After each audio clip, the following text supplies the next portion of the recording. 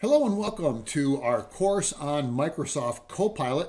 My name is Randy Minder and I am the author of somewhere between 35 and 40 courses on Udemy, ranging from Power BI and DAX to Snowflake to Microsoft Fabric and now Microsoft Copilot. In this course, we delve into the powerful capabilities of Copilot and how it integrates in with the Microsoft 365 applications along with Power BI and Microsoft Fabric. So in this course, in this 5+ hour course, you're going to master the art of collaboration with Copilot, and it's suitable for students of all professions and all skill levels. And we're going to cover Microsoft Copilot in the browser, what Microsoft terms as your AI companion.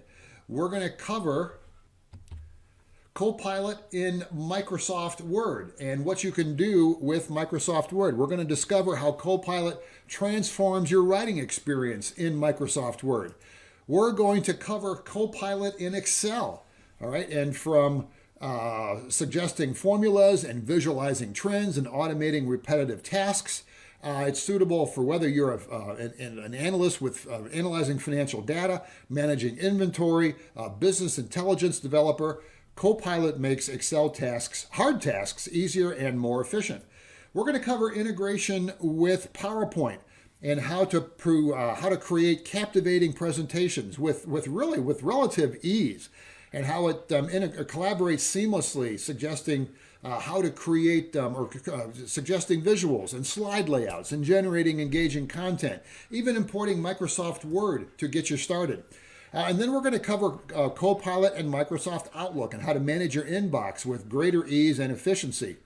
We're going to cover Copilot and Microsoft Power BI and how Copilot can be used to create reports and creating DAX measures and visualizing trends and so on.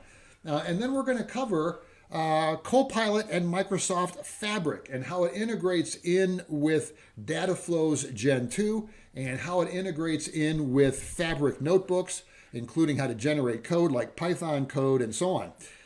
In this course, you are going to have, when you finish this course, you're going to have a very good understanding of how Copilot works. Now, a lot of this is still in preview, and that's okay. You're going to come away with this course with a very good understanding of how Copilot can work for you and what the potential is as this product matures over time.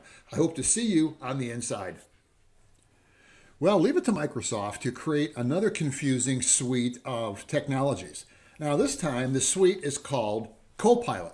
But you've got Microsoft Copilot, you've got Microsoft Copilot for Microsoft 365, you've got Microsoft Copilot Pro, you've got Microsoft Copilot Studio, you've got Microsoft Copilot for Excel, for PowerPoint, for Fabric, for Power BI, you name it. However, the two that seems to give us the most difficulty is the difference between what is called Microsoft Copilot and Copilot for Microsoft 365. Now, let's start with Microsoft Copilot. This version is basically available to everyone who has a Microsoft account.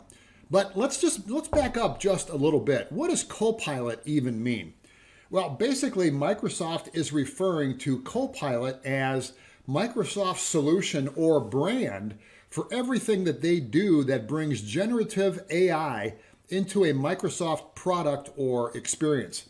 Now, this is why there is something like 150 different Copilots, because there are so many different Microsoft products like Windows and PowerPoint and Outlook and Word and Excel and so on. So in a sense, Copilot is sort of a generic term, and then there are Copilots for all of Microsoft's products. We'll get into those later.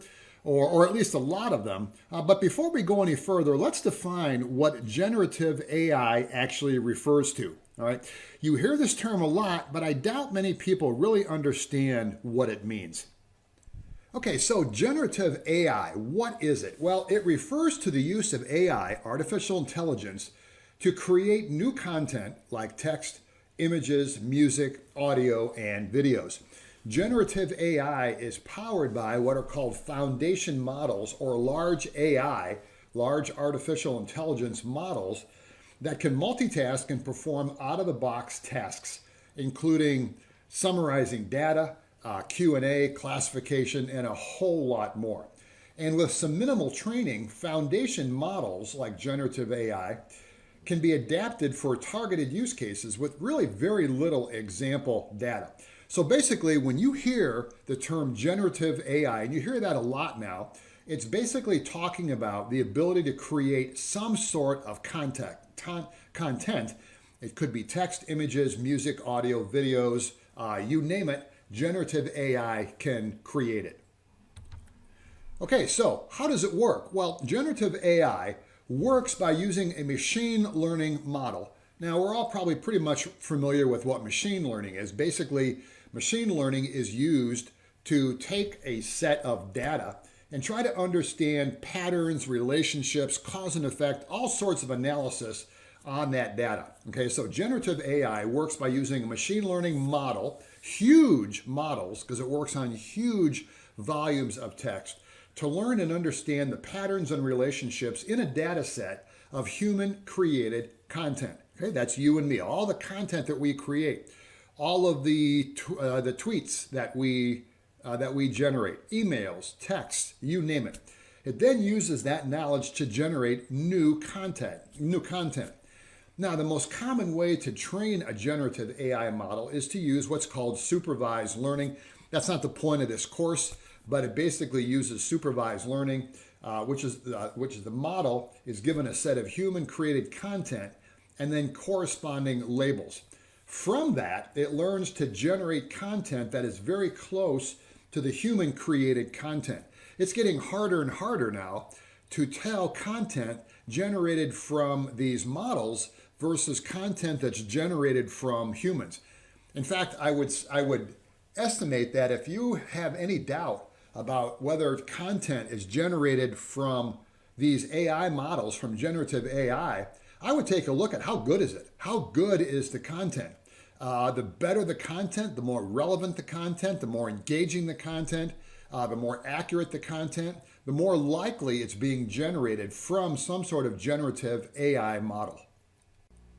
Okay, so to sum all of this up very briefly, Microsoft is calling Copilot your everyday AI companion, and that's becoming more and more true. And we're going to see in a little bit, whether you're in the browser, whether you're in Word, whether you're in Microsoft Fabric, whether you're creating a Power BI report, or whether you're creating an Excel spreadsheet, creating an email in Outlook, whatever you're doing, AI is there to be your companion. Now, this used to be known as Bing Chat or Bing Chat Enterprise. You generally won't see that term Bing Chat used anymore. Now it's just called Copilot. And this is generally, for the most part, a browser experience as you are doing your searches, at least as far as Microsoft Copilot is concerned. And we'll get into the differences between Copilot and Copilot for 365 and Copilot Pro.